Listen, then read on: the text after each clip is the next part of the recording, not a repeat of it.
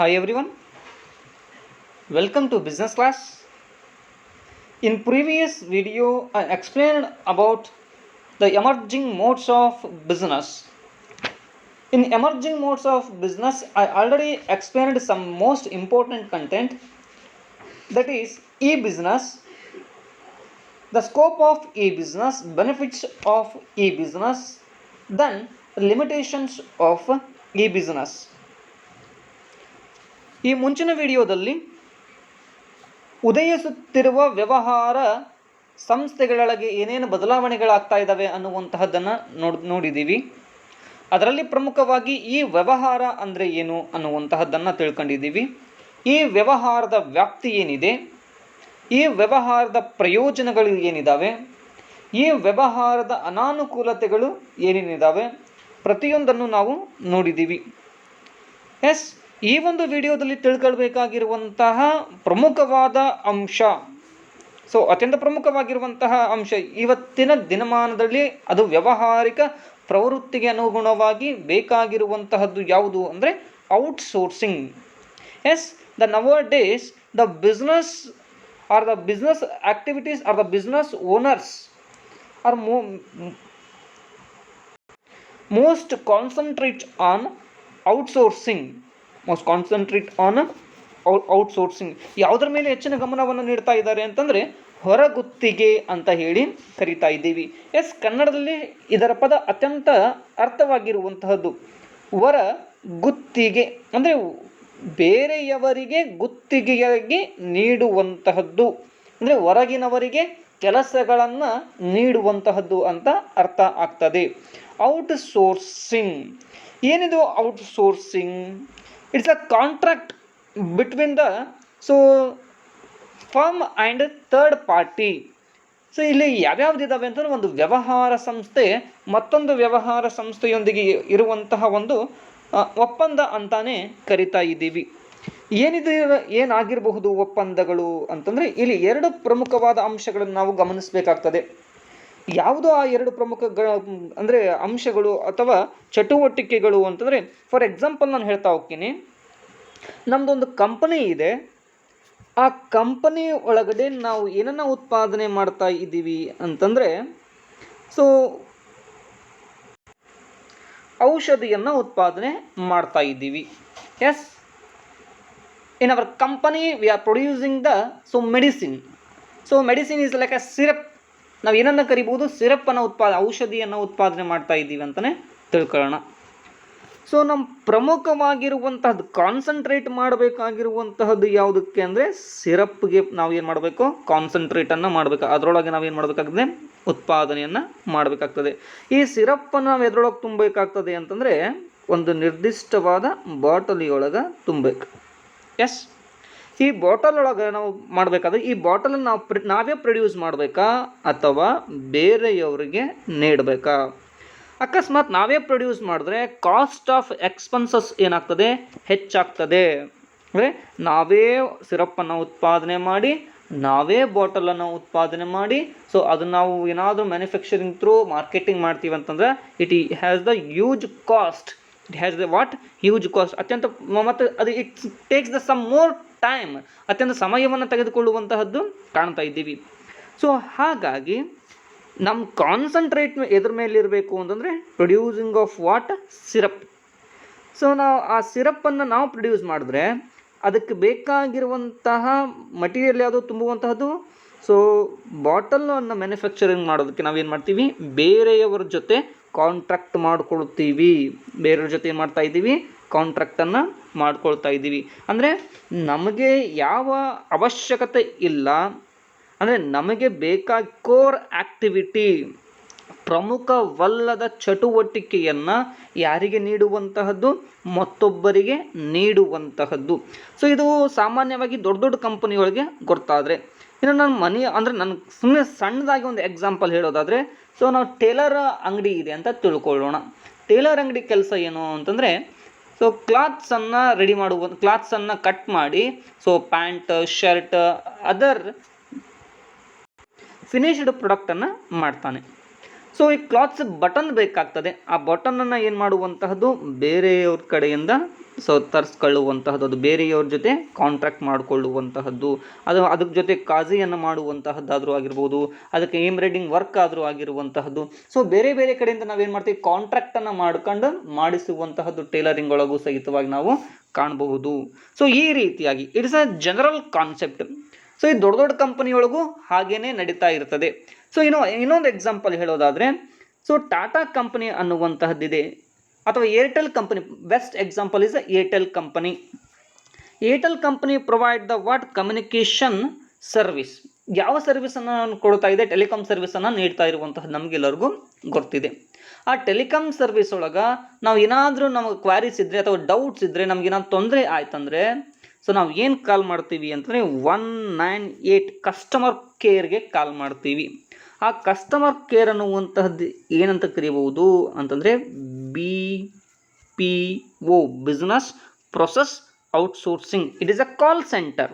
ಯಾವುದರ ಮೂಲಕ ಕ್ವಾರೀಸನ್ನು ನಾವು ಅಂದರೆ ಸಾಲ್ವ್ ಮಾಡ್ಕೊಳ್ತೀವಿ ಅಂತಂದರೆ ಕಾಲ್ ಸೆಂಟರ್ ಥ್ರೂ ಅಂತ ಹೇಳಿ ಕರೀತಾ ಇದ್ದೀವಿ. ಅಂದರೆ ಈ ಕಾಲ್ ಸೆಂಟರ್ ಪ್ರಮುಖ ಆಗಿರುವಂತಹದ್ದು ಇವ್ರ ಜೊತೆ ಕಾಂಟ್ರಾಕ್ಟ್ ಆಗಿರ್ತದೆ. ಯಾರ ಜೊತೆ ಕಾಂಟ್ರಾಕ್ಟ್ ಆಗಿರ್ತದೆ ಅಂತಂದರೆ ಏರ್ಟೆಲ್ ಕಂಪನಿಯವರು ಸೊ ಕಾಲ್ ಸೆಂಟರ್ಸ್ಗಳ ಜೊತೆಗೆ ಏನು ಮಾಡ್ತಾರೆ ಅಂದರೆ ಕಾಂಟ್ರಾಕ್ಟನ್ನು ಮಾಡಿಕೊಡ್ತಾರೆ.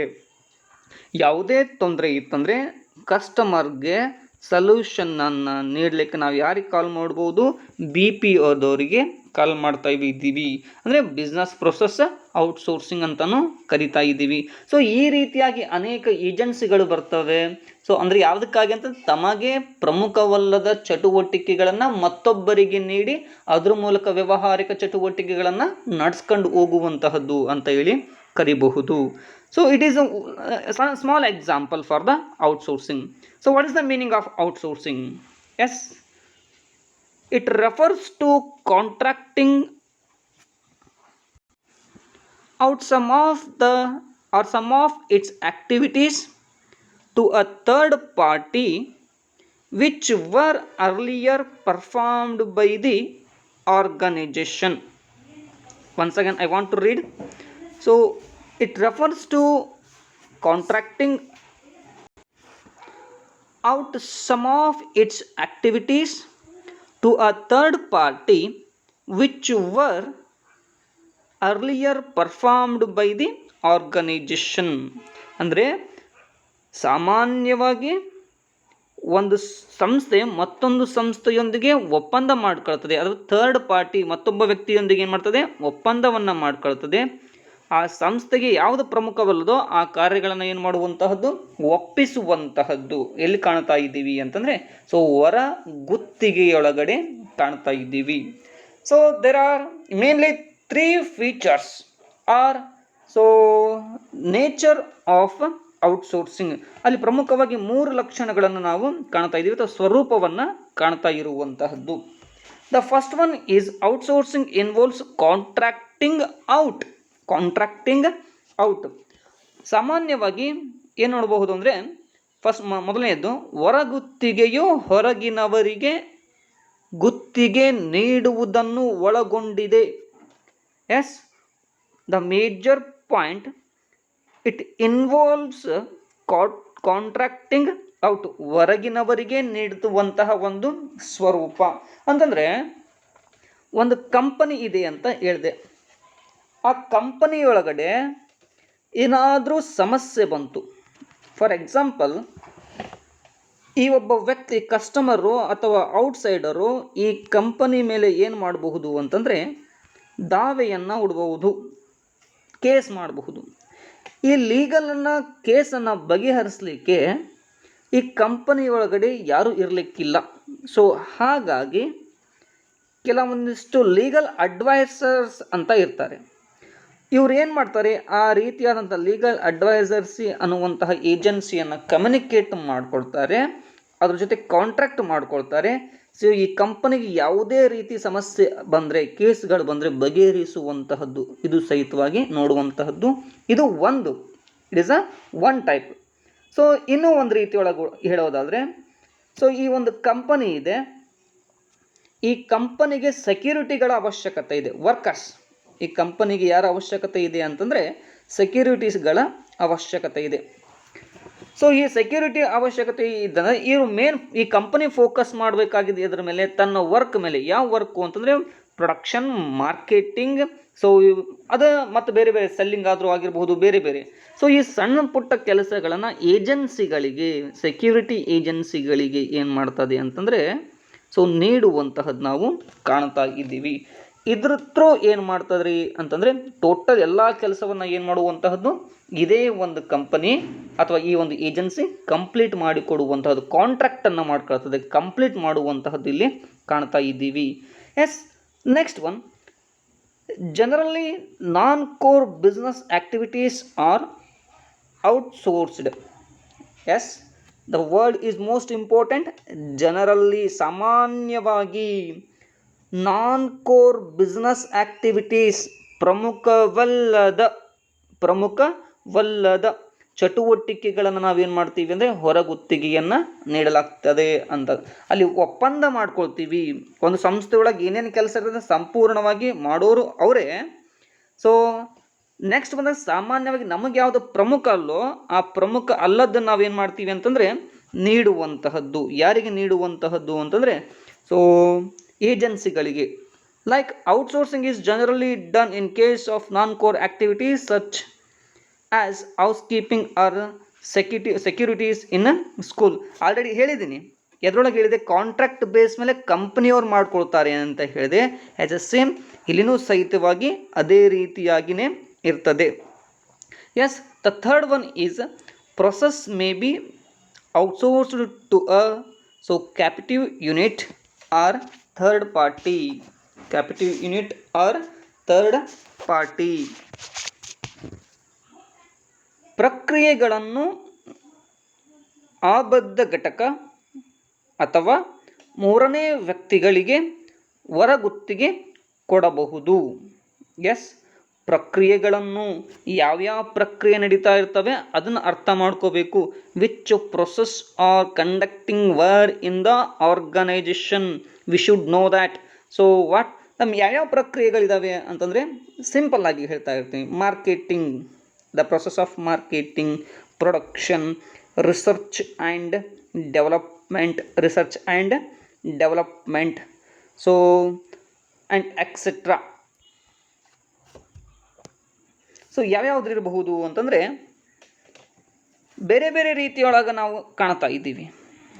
ಯಾವ್ಯಾವುದು ಅಂತಂದರೆ ಉತ್ಪಾದನಾ ಪ್ರಕ್ರಿಯೆ ಬೇರೆ, ಮಾರಾಟ ಪ್ರಕ್ರಿಯೆ ಬೇರೆ, ಸಂಶೋಧನೆ ಮತ್ತು ಅಭಿವೃದ್ಧಿ ಪ್ರಕ್ರಿಯೆ ಬೇರೆ, ಸೊ ನೇಮಕಾತಿ ಪ್ರಕ್ರಿಯೆ ಬೇರೆ, ಹ್ಯೂಮನ್ ರಿಸೋರ್ಸ್ ಮ್ಯಾನೇಜ್ಮೆಂಟ್ ಅದೊಂದು ಪ್ರಕ್ರಿಯೆ ಬೇರೆ. ಸೊ ಯಾವ್ಯಾವ ಇದ್ದಾವೆ, ಸೊ ನಮ್ಮ ಕಡೆಯಿಂದ ಯಾವುದು ಆಗ್ತಾ ಇರೋಂಗಿಲ್ಲೋ ಅಂಥವನ್ನ ಏನು ಮಾಡುವಂತಹದ್ದು ಬೇರೆಯವರಿಗೆ ನೀಡುವಂತಹದ್ದು. For example, I qualified and skilled persons ನಮಗೆ ರಿಕ್ವೈರ್ ಇದೆ, ನಮ್ಮ ಕಂಪನಿಗೆ ರಿಕ್ವೈರ್ ಇದೆ. ಸೊ ಆ ಸಂದರ್ಭದೊಳಗೆ ನಾವೇನು ಮಾಡ್ತೀವಿ, ಏಜೆನ್ಸಿಗಳಿಗೆ ಕೊಡ್ತೀವಿ. ಯಾವ ಏಜೆನ್ಸಿಗಳಿಗೆ ಕೊಡ್ತೀವಿ ಅಂದರೆ ರಿಕ್ರೂಟ್ಮೆಂಟ್ ಏಜೆನ್ಸಿ. ಇದ್ರ ಥ್ರೂ ನಾವೇನು ಮಾಡಬಹುದು ಅಂತಂದರೆ ಸೊ ವೆಲ್ ಕ್ವಾಲಿಫೈಡ್ ಸ್ಕಿಲ್ ಪರ್ಸನ್ನನ್ನು ನಾವೇನು ಮಾಡಬಹುದು, ತೆಗೆದುಕೊಳ್ಳಬಹುದು. ಅದು ಮತ್ತು ಇದು ರಿಕ್ರೂಟ್ಮೆಂಟಿಗೆ ಸಂಬಂಧಪಟ್ಟರೆ ಮಾರ್ಕೆಟಿಂಗ್ ಆ್ಯಕ್ಟಿವಿಟಿಗೆ ಸಂಬಂಧಪಟ್ಟಂಗೆ ನೋಡೋದಾದರೆ ನಮ್ಮ ಪ್ರಾಡಕ್ಟನ್ನು ನಾವೇನು ಮಾಡಬೇಕು, ಮಾರ್ಕೆಟಿಂಗ್ ಮಾಡಬೇಕಾಗಿದೆ. ಮಾರ್ಕೆಟಿಂಗ್ ಏಜೆನ್ಸಿ ಅಂದರೆ ಔಟ್ಸೋರ್ಸಿಂಗ್, ಮಾರ್ಕೆಟಿಂಗ್ ಏಜೆನ್ಸಿ ಅವ್ರ ಜೊತೆಗೆ ಕಾಂಟ್ಯಾಕ್ಟನ್ನು ಮಾಡ್ಕೊಳ್ಳೋದು, ಬಿಲ್ಡ್ ಮಾಡಿಕೊಂಡು ಅದ್ರ ಮೂಲಕ ಏನು ಮಾಡುವಂತಹದ್ದು ಅಂದರೆ ಸರಕುಗಳನ್ನು, ಪ್ರಾಡಕ್ಟ್ಸನ್ನು ಸೇಲ್ ಮಾಡುವಂತಹದ್ದು ನಾವು ಕಾಣ್ತಾ ಇದ್ದೀವಿ. ಇದು ಎಷ್ಟನೇ ಪಾಯಿಂಟ್ ರೀ ಅಂತಂದರೆ third point. Yes, the next content, need for outsourcing. Yes, why do business owners need to outsource? ವ್ಯವಹಾರದಲ್ಲಿರುವಂತಹ ಅಥವಾ ಉದ್ಯಮೆದಾರರು ಸೊ ಈ ಹೊರಗುತ್ತಿಗೆಯನ್ನು ಬಯಸುವುದಾದರೂ ಏಕೆ, ಅದರ ಅವಶ್ಯಕತೆ ಏನಿದೆ ಅನ್ನುವಂತಹದ್ದು ನೋಡೋದಾದರೆ the first one is focusing of attention, ಗಮನದ ಕೇಂದ್ರೀಕರಣ. ಯಾವುದರ ಮೇಲೆ ಗಮನವನ್ನು ಕೇಂದ್ರೀಕರಿಸುವಂತಹದ್ದು ಅಂದರೆ ನಮ್ಮ ಪ್ರಮುಖ ಚಟುವಟಿಕೆ, which activity is more important. ನಾ ಹೇಳಿದೆ, ಒಂದು ಉದಾಹರಣೆ ಕೊಟ್ಟೆ. ನಮ್ಮ ಕಂಪನಿಯರೊಳಗೆ ಪ್ರಮುಖವಾಗಿ ಉತ್ಪಾದನೆ ಮಾಡುವಂತಹದ್ದು ಯಾವುದು ಅಂದರೆ ಮೆಡಿಸಿನ್ ಅಂತಂದೆ, ಸಿರಪ್ ಅಂತಂದೆ, ಮತ್ತೊಂದು ಟೇಲರಿಂಗ್ ಅನ್ನುವಂತಹದ್ದಾದರೂ ಹೇಳಿದೆ. ಸೊ ಅದ್ರ ಮೇಲೆ ಅಷ್ಟೇ ಗಮನವನ್ನು ಕೊಡಬಹುದೇ ಹೊರತು ಅದು ಕೊಡಲಿಕ್ಕೆ ಸಹಾಯಕವಾಗ್ತದೆ. ಅದಲ್ಲದೆ ಎಫಿಷಿಯನ್ಸಿ ಮತ್ತು ಎಫೆಕ್ಟಿವ್ನೆಸ್ ಆಗಿ ನಾವೇನು ಮಾಡಬಹುದು ಅಂತಂದರೆ ಉತ್ಪಾದನೆಯನ್ನು ಮಾಡಬಹುದಾಗಿದೆ. ಹಾಗಾಗಿ ಹೆಚ್ಚಿನ ಗಮನ ಯಾವುದ್ರ ಮೇಲೆ ಇಡ್ತೀವಿ ಅಂತಂದರೆ ನಮ್ಮ ಸ್ಟ್ರೆಂತ್ ಯಾವುದಿದೆ, ನಮ್ಮ ಕೆಪಾಸಿಟಿ ಯಾವುದಿದೆ ಅದ್ರ ಮೇಲೆ ನಾವೇನು ಮಾಡಬಹುದು, ಸೊ ಅತಿ ಹೆಚ್ಚು ಫೋಕಸನ್ನು ಮಾಡಬಹುದು. ಕೋರ್ ಆ್ಯಕ್ಟಿವಿಟಿ ಏನಿದೆ ಅದಕ್ಕೆ ನಾವೇನು ಮಾಡಬಹುದು ಅಂದರೆ ಔಟ್ಸೋರ್ಸಿಂಗನ್ನು ಮಾಡಲಿಕ್ಕೆ ಸಹಾಯಕವಾಗಿರುವಂತಹದ್ದು ನಾವಿಲ್ಲಿ ಕಾಣ್ತಾ ಇದ್ದೀವಿ. Yes, outsourcing provides an opportunity to the organization to concentrate on areas in which it has core competence or strength and contracting out the rest to the outsourcing partners. ಪ್ರಮುಖವಾಗಿ ತಮಗೆ ಯಾವ್ದು ಸ್ಟ್ರೆಂತ್ ಐತಿ ಅದ್ರ ಮೇಲೆ ಫೋಕಸ್ ಮಾಡಲಿಕ್ಕೆ, ಯಾವುದು ನಮಗೆ ಅವಶ್ಯಕತೆ ಇಲ್ಲೋ ಅದನ್ನು ಔಟ್ಸೋರ್ಸ್ ಮಾಡಲಿಕ್ಕೆ ಸಹಾಯಕ ಆಗಿದೆ. ಇದರಿಂದ ಏನಾಗ್ತದೆ, it enables them to focus their attention and resources on the select activities for the better efficiency and effectiveness. ನಾವು ಆಯ್ಕೆ ಮಾಡಿಕೊಂಡಿರುವಂತಹ ಚಟುವಟಿಕೆಗಳು ಪರಿಣಾಮಕಾರಿಯಾಗಿ ಮತ್ತು ದಕ್ಷತೆಯಿಂದ ನಿರ್ವಹಿಸಲಿಕ್ಕೆ ಸಾಧ್ಯ ಆಗ್ತದೆ. ಸೊ ಹಾಗಾಗಿ outsourcing is need for the organisation. The next one is the quest for excellence. Quest for excellence, ಉತ್ಕೃಷ್ಟತೆಯ ಶೋಧ. ಈ ಉತ್ಕೃಷ್ಟತೆಯ ಶೋಧ ಅಂದರೆ ನಾವು ತಿಳ್ಕೊಳ್ಬೇಕಾಗಿರುವಂತಹದ್ದು 2 ಟೈಪ್ಸ್. ನಾವು ಇದರೊಳಗೆ ಪರ್ಫೆಕ್ಟ್ ಇದ್ದೀವಿ ಅನ್ನುವಂತಹದ್ದು, ನಾವು ಇದರೊಳಗೆ ಪರ್ಫೆಕ್ಟ್ ಇದ್ದೀವಿ. ಸೊ ಮತ್ತು ನಾವು ಇನ್ನೂ ಏನು ಬಿಲ್ಡ್ ಆಗಬೇಕಾಗಿದೆ,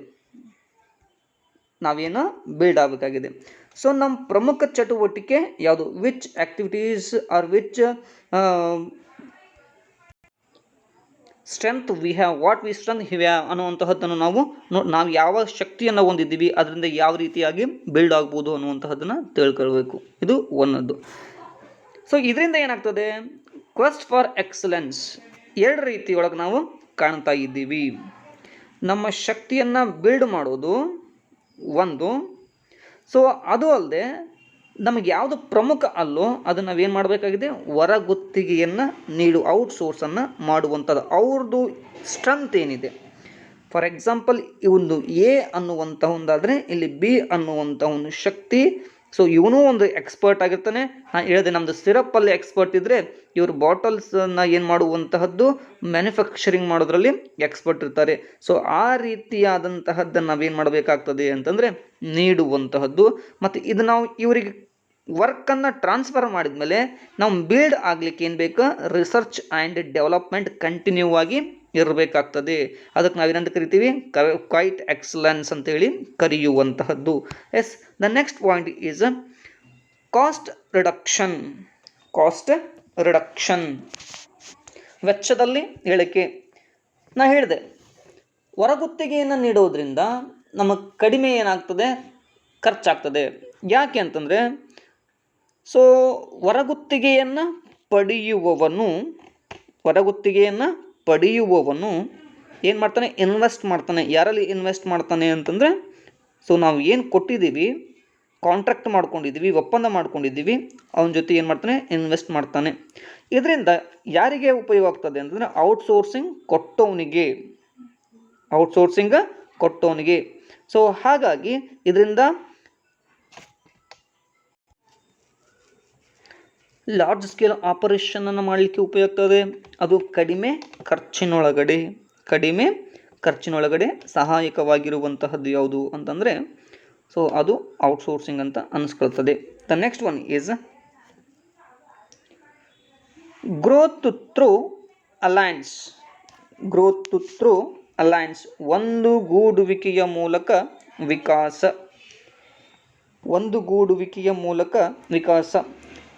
ಅಲ್ಲಿ ಒಂದುಗೂಡುವಿಕೆ ಅಂದರೆ ಏನಾಗ್ತದೆ, A company and B company.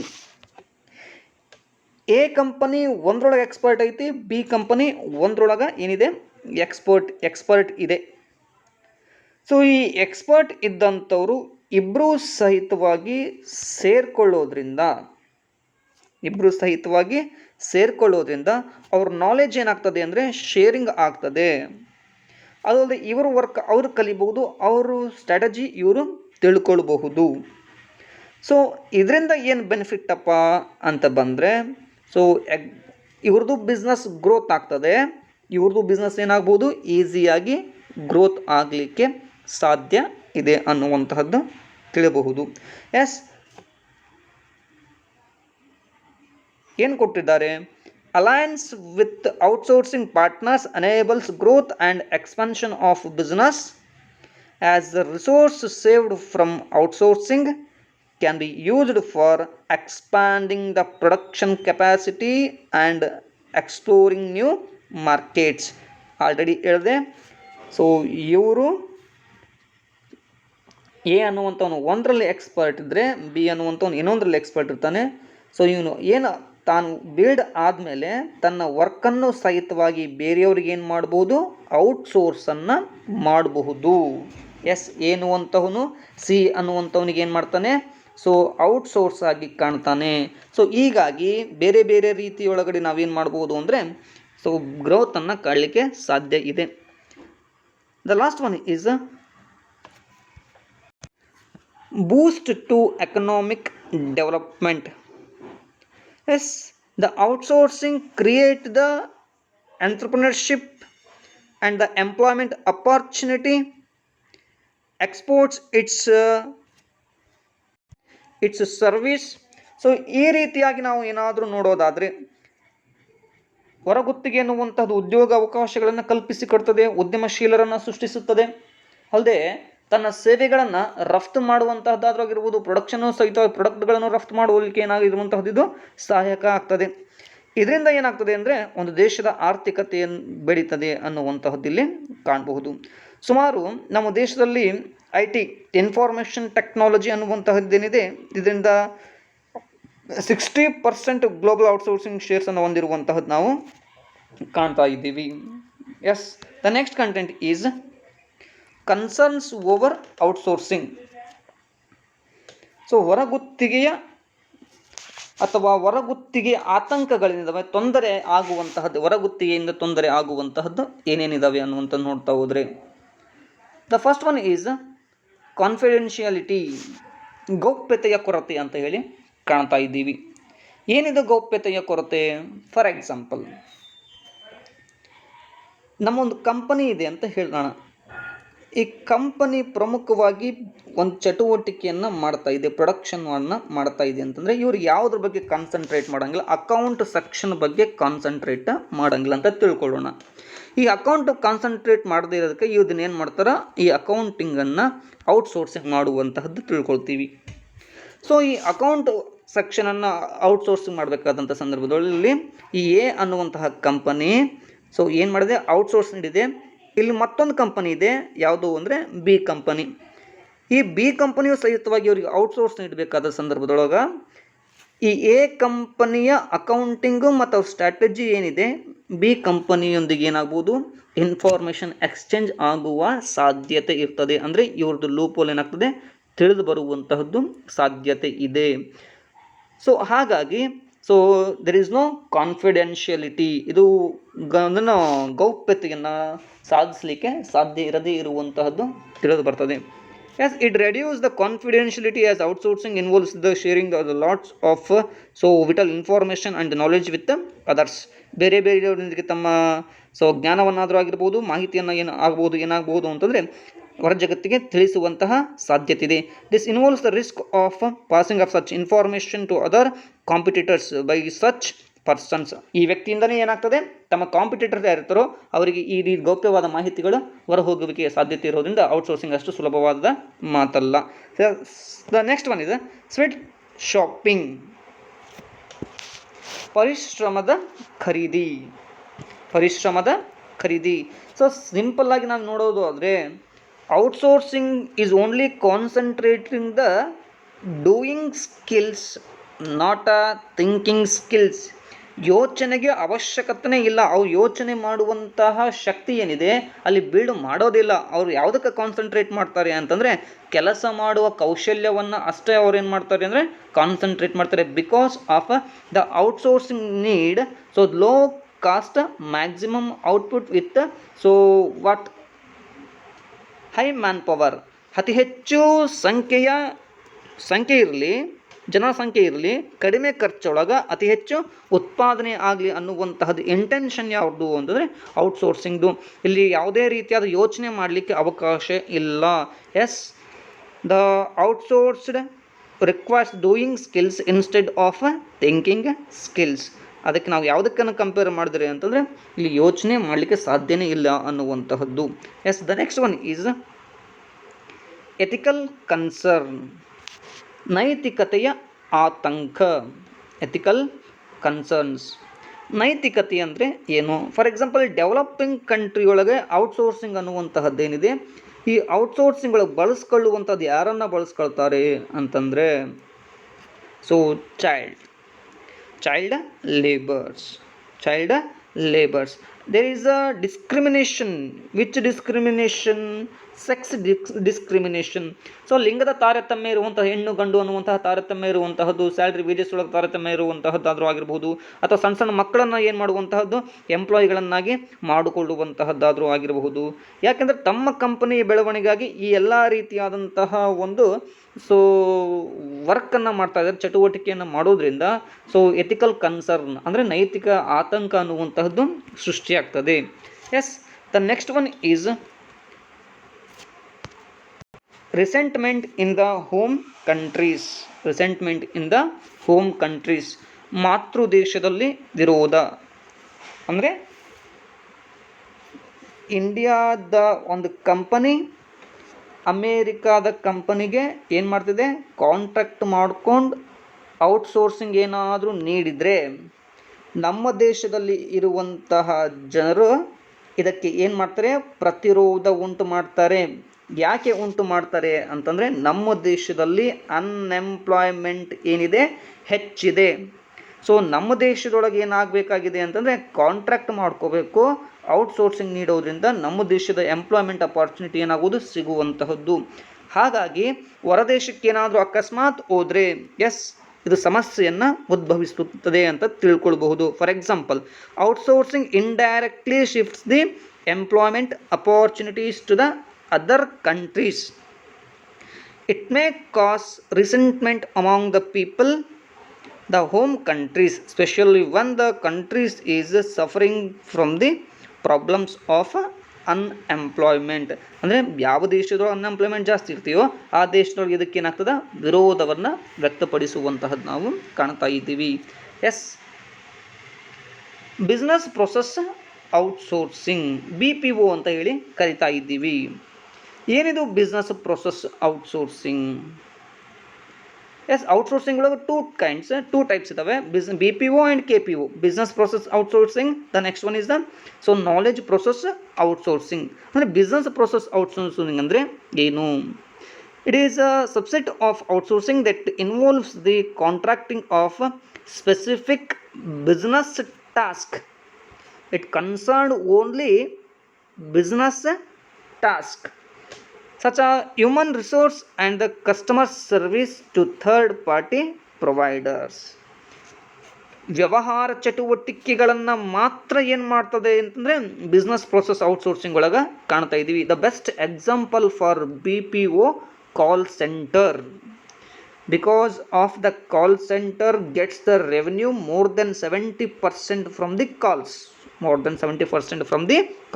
So ನಾವು ಏನೇನು ನೋಡ್ತಾ ಇದ್ವಿ, ಕಾಲ್ ಸೆಂಟರ್ಗಳನ್ನು, ಕರೆ ಸೆಂಟರ್ಗಳ ಕೇಂದ್ರಗಳನ್ನು ಅಂತ ನಾವೇನು ಕರಿತಾ ಇದ್ದೀವಿ. ಈ ಕರೆ ಕೇಂದ್ರಗಳಿಗೆ ರೆವೆನ್ಯೂ ಜನರೇಟ್ ಆಗೋದು ಎದರಿಂದ ಅಂತಂದರೆ ನಮ್ಮ 70% ಕಾಲ್ಗಳಿಂದ ಏನಾಗ್ತದೆ, ಆದಾಯ ಬರ್ತದೆ. ಸೊ ಇದು ಯಾವುದಕ್ಕೆ ಸಂಬಂಧಪಟ್ಟಂಗೆ ಇರ್ತದೆ ಅಂತಂದರೆ ವ್ಯವಹಾರ ಚಟುವಟಿಕೆಗಳಿಗೆ ಮಾತ್ರ ಸಂಬಂಧಪಟ್ಟದೆ. ಅಂದರೆ ಮಾರ್ಕೆಟಿಂಗ್ ಆದರೂ ಆಗಿರಬಹುದು, ಉತ್ಪಾದನೆಗೆ ಸಂಬಂಧಪಟ್ಟಂತ ಆದರೂ ಆಗಿರಬಹುದು, ಸೊ ಅದು ಅಲ್ಲದೆ ರಿಕ್ರೂಟ್ಮೆಂಟ್ಗೆ ಸಂಬಂಧಪಟ್ಟಂಗೆ ಆದರೂ ಆಗಿರಬಹುದು.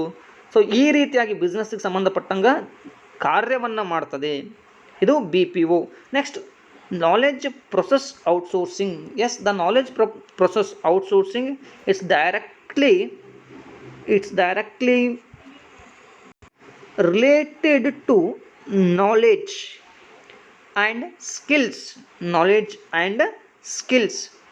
ಸೊ ಈ ನಾಲೆಜ್, ಸ್ಕಿಲ್ಸ್, ಇಂಟೆಲೆಕ್ಚುವಲ್ ಪ್ರಾಪರ್ಟಿಗೆ ಸಂಬಂಧಪಟ್ಟಂಗೆ ಇದು ಏನು ಮಾಡ್ತದೆ ಅಂತಂದರೆ ತಿಳಿಸುವಂತಹದ್ದು.